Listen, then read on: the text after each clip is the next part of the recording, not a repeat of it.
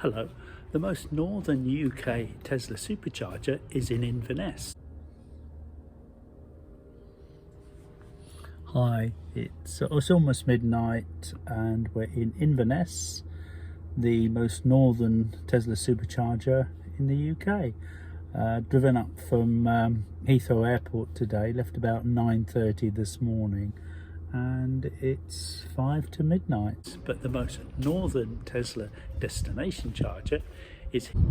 Stick around, I'll tell you in a minute. If ever you want some peace and quiet, I suggest you come here to Berwick. It's in the south of the Orkney island, and this is the coastal defences. They're concrete blocks that are hollowed out, and probably because if they were solid they would just be too heavy to actually move around. However, around the other side you'll see what happens is, as the tide, when there is a big tide and there were stones, they come and actually fill this up.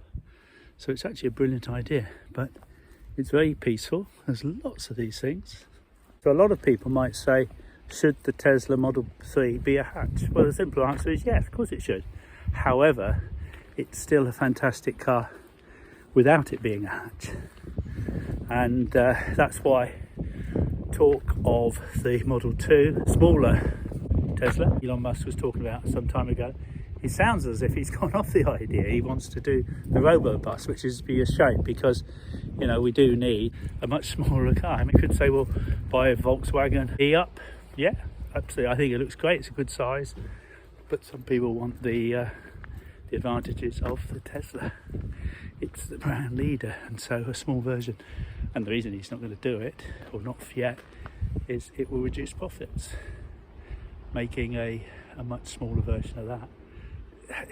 People are expecting a $25,000, and they've been talking about 18, 15 with subsidies. Well, it's not going to happen. You're not going to be the world's richest man, and still, by making the Model 2, they've got to be careful. They're making the premium bands. Even the Ys are all the expensive ones, and that's where the true money's made. Some people, it is a rich person's car. Now, I got this at 42,000, which seemed like a steal.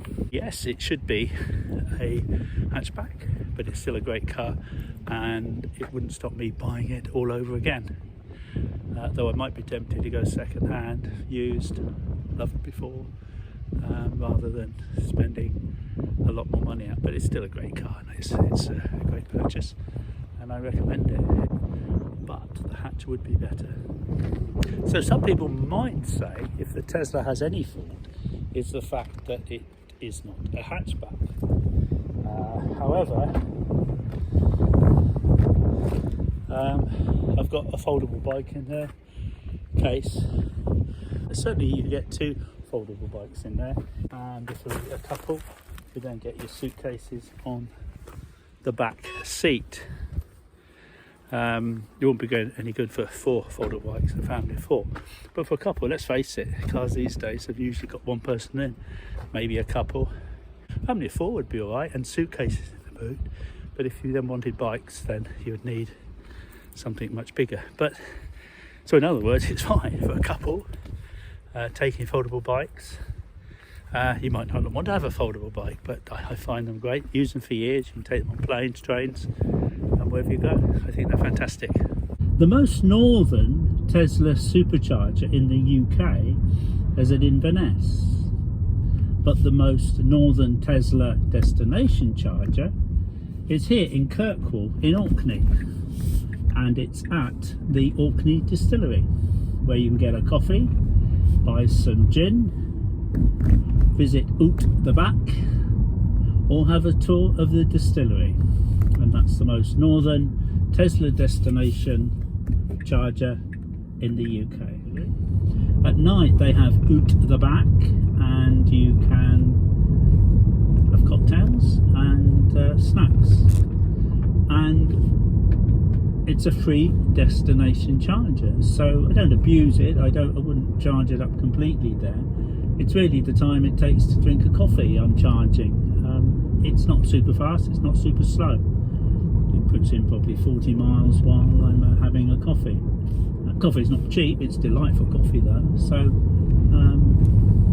it's very good, and it's good these sort of places. So I've had a few coffees there and top up the Tesla opposed to going somewhere else. So it does make sense. I suppose if someone charged up the whole lot, they probably wouldn't be too happy, but I've been topping up and I find it pretty good. We've recently changed the name of the channel from Tesla Cornwall to Tesla Travel.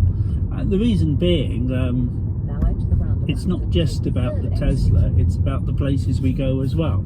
I'm sure people are interested in the Tesla, but it's a question of how it fits into your life and how it operates, and can you drive from Cornwall to Scotland and then to the Orkneys without any stress? And the answer is yes, you can. It's stressless.